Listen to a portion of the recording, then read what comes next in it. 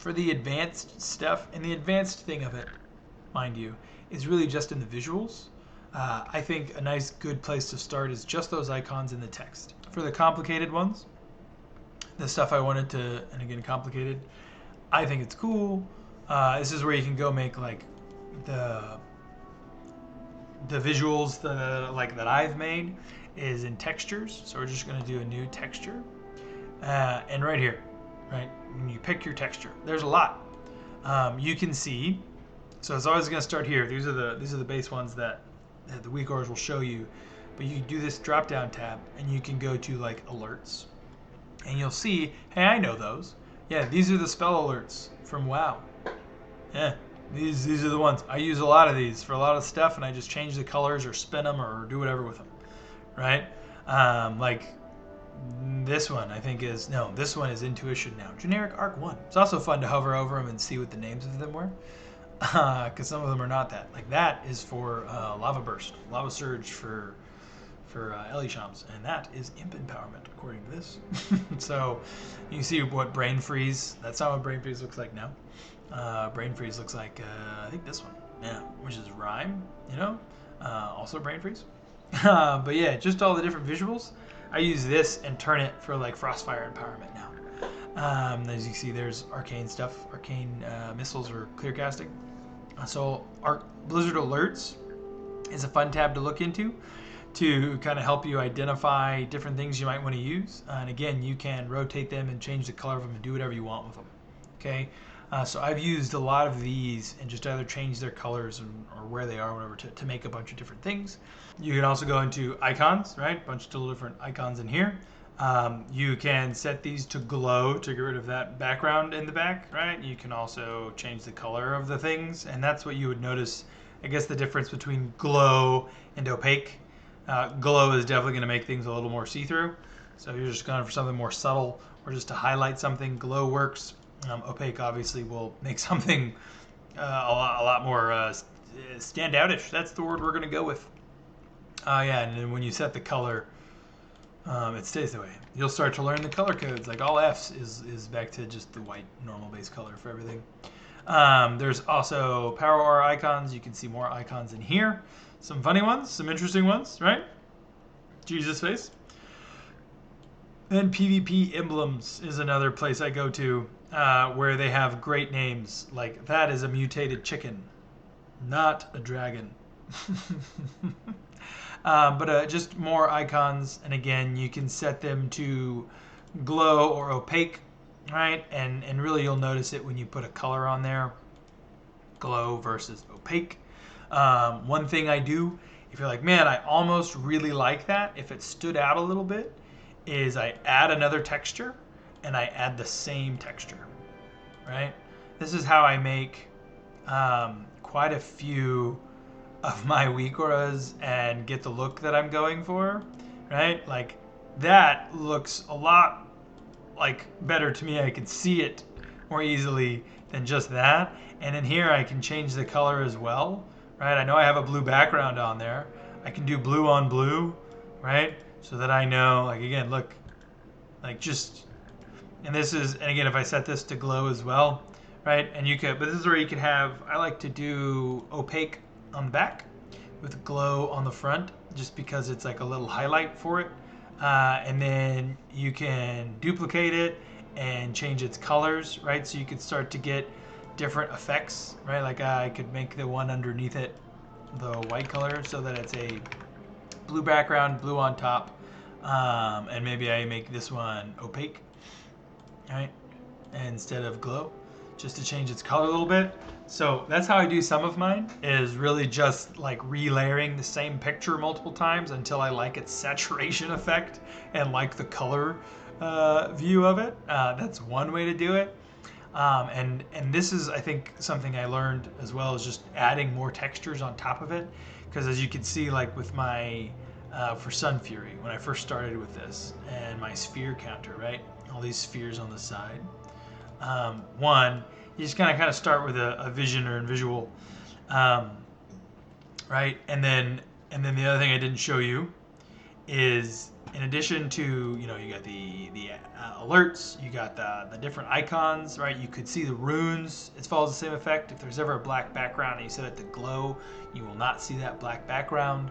But a place that I got a lot of my other visuals from is the Atlas, where there are a crap ton of things. A crap ton of things. A bunch of visuals just already in the game, right?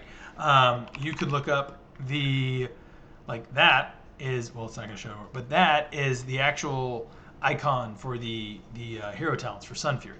So if you wanted that to be a visual for something, you could have it in the game, and you could change its color. You can layer other stuff on it. If you notice that it had the phrase hero class in it, you can then just type in hero class, and there are all of the icons for all the different hero talents. So if you always thought, man, those look so cool, that'd be a really cool visual to have on my screen, you can set it to whatever you want, right? Whatever the trigger is. We talked about making triggers for things. This is where you could do that. But like one of the things I started with is like, that's just like a ball. Like I just start by searching things, right? I'm like, all right, I know I want it to look kind of like that. Well, let's see if a ball does that, right? Or an orb does that, right? Do I like any of these visuals here? And again, I remember if it's got a black background, you can just set it to glow and that'll go away. You just may have to layer a few of them on top of each other so that the visual stands out. So like I've used, don't worry about when things get resized. You can always size them back down. And I'll delete my textures on top of it. If I set it to glow, like okay, all right, I like that. I just wish I could see it better. Again, just remember texture. You could even, if you don't have to search for stuff, Control A and then Control C to copy it, and then same thing, come here and paste, bam. Just remember to set it to glow, okay? Remember to change its color if you need to. And then just like duplicate it a bunch of times until it's at the stage you want it to be, right? Maybe a little much. But what I started out by doing is, and again you can see a little better, is essentially making duplicates. So I'd make the first thing, I'd get my trigger set up how I want it to, right? This is tracking Spellfire spheres when there's one or more. So it will always, if I have the buff and I have one or more stacks, that will show. That one down there will show. That's how I get the counting up feature for it. And then I duplicated it, right? And when you duplicate something, you can still go back to its display. It's going to keep all your trigger settings, condition settings, load settings. It's going to keep all of those. But you can change the texture, right? And I picked a rune, and that's the rune I picked, right? And for this, I must have gone into, you can do shapes, right? Instead of doing the Atlas and searching for an orb or whatever, you can just pick a shape, right? And that's how I did it, and I lined them up together, right? And I made sure that they, that their size and width fit, and they were stacked on each other how I wanted them to, and then I just duplicated this over and over again and changed the trigger to 2, and then 3, and then 4 and 5, and so on, and I just moved where they were here, right? I just changed where they sat on the screen. So that's one way to do it, right, is to either, I don't know where that random one I made went, so that's fun, is to either, oh, it's new, create something and then layer it on top of itself, right? Important to know is that the first thing you pick is going to be in the back, and whatever new textures you add are going to be on top of that one. So if I wanted this to be, I don't know, we'll just go to, do they have anything, like if I type in cross, right? Anything that has the word cross in it, crosshair, right? Let's say I like this image. This is there, but you're probably not going to see it because it's in the background, right? It's behind all of these other textures that I loaded up, okay? So it's important to know that whatever you want to be on the front of an image, if that's what you're going for, let's see if this moves it all the way to the front. No, not really, right? Is that you'd want to do that last, okay? And I just want to check something because this would be a nice fun thing to show everybody. Is maybe I think we typed in orb and it was in the Atlas, and I want one that is not see-through. If I do This? Hey, that's great. Good deal. There's a new fun thing I learned. I used to always think that whatever you wanted to be the background needed to be the last texture you added, but obviously this texture setting, whatever you put here, is the background, and then you'll just need to change it. The thing that would probably annoy you and would definitely annoy me about these is that they're not lined up, right? Do know that when you change the size of this, the other texture you've added to it will also change sizes. But if you wanted that circle to be, I guess, more perfectly around that other image you put on there, you can do this, the extra width and the extra height. But if it's still not centered, you can instead just do attach to a point, right? You'll have to play with the X and Y offset, but you'd start by doing a bigger width. Let's make it 100 and 100. And then we're going to change the X offset until it looks centered on that, right? And then start to shrink this down and see if it's where we want it to be, right? And you take a look at it and think, all right, that looks relatively centered. And voila, you've made yourself whatever little image you were trying to make, right?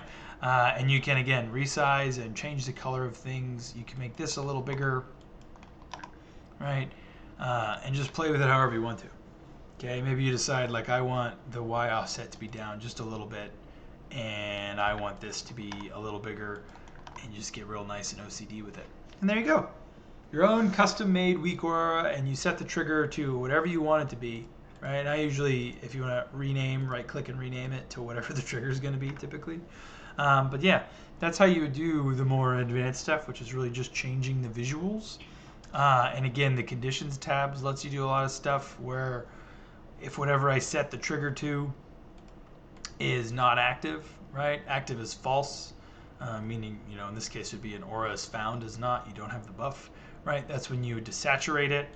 It's important to know if you add multiple textures, you have to also do a desaturate for texture 1, right? This is, then desaturate is referring to this texture, and then any additional textures you add, you would have to texture 1, texture 2, and so on. So that's how you can make the more custom things. Again, like for me, the mage thing, these were when I first started, right, where I would do individual stuff, like for Burden of Power, it looks like this, but really it's a purple circle, and then I added a little star, and I wanted to have something to just kind of encompass it. So it together looks pretty good. Individually, it's just a bunch of little silly images. The other way I could have made this, now that I know, is to make one texture, right, and just add those as other textures layered on top of it, so that it's not 3 different things, it's just one thing, but it accomplishes the same goal. So that's how you can make some more advanced stuff. That's how all of that works, right? If you wanted to make things for yourself, I think you're fully capable of now, especially with that pre-made feature. Like a lot of my cooldowns that I show for my healer specs are just, as you see, the pre-made icons, basically, with desaturating if they're not active, and showing me the cooldown, and showing me the edge or the swipe and stuff like that. So, and progress bars for my buffs or other things. So, like, just using the icons can be very helpful, but if you want to start to make like artistic visuals, like I showed you, those, it's in textures is usually where you're going to get all that stuff, and you have lots of options to play around with and look through. And again, I usually find a lot of things I like here in the Atlas, where there's just by endlessly scrolling, or by kind of just typing in some keywords and seeing if I like the things it gives me. And that's it. I will say that some fun stuff visually has been from the Covenants. I like the rings, right? I like those visuals. I like these little bars, so to speak, to add in between or on top of stuff. The Covenants have some little renown tracker things. They even have them without this silly box at the bottom, right? They got different. So like, there's some cool visuals in here to use just in this Atlas feature, which is literally just from seemingly everything they've ever made for the game. And then whatever you're going to set the trigger to, you know, it'll show for whatever you set the trigger to. And I just encourage you to play around with this stuff. You can't. There's no wrong way to do it. There's no wrong way to do it. And that's how I started. Is just kind of messing with stuff, and eventually made WeakAuras for all the specs in the game. If you have any other questions about WeakAuras stuff, feel free to comment below. I'll try to drop my Discord username so you can ask me questions on Discord. If you use mine, I hope they enhance your ability to enjoy the game. And if you don't use mine, do it. Just kidding, you don't have to. Hope you like making your own or have figured out how to like customize the ones you get. You can always go look in the trigger, conditions, and display tab to customize pre-made ones to your own liking. And like I said, you can even add sounds to a lot of things if there aren't already sounds there. Again, if you have questions, let me know. Otherwise, have fun playing WoW.